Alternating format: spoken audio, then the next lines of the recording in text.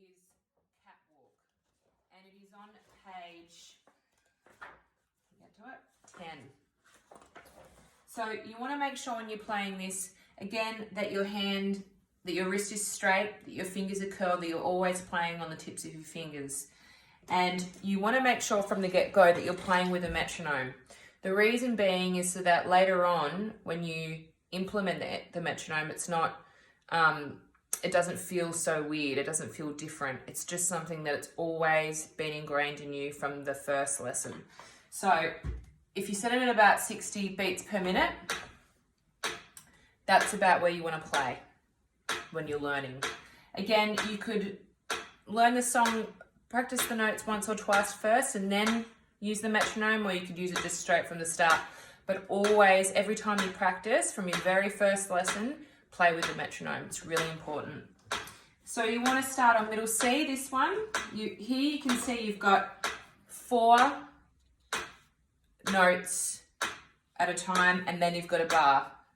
So that means you're counting 4 beats in this first bar. Then you go to your next bar and you've got another 4 beats. It's the same note, middle C, and you want to make sure that as you're playing, you're also counting. So you've got 1, 2, 3, 4, 1, 2, 3, 4. Let's try that again. Make sure you've got one finger on each note, starting on C, middle C. So here we go, 1, 2, 3, 4.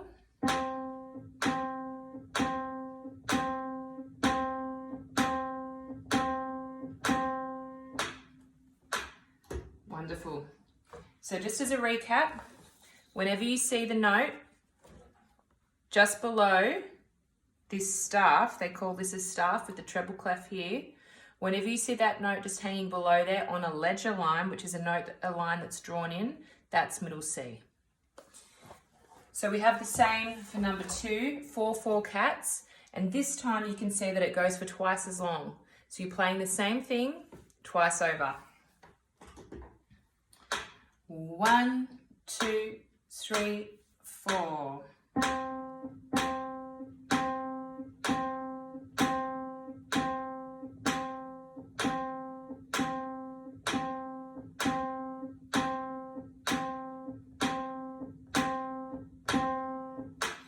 And if you can see there at the end, you have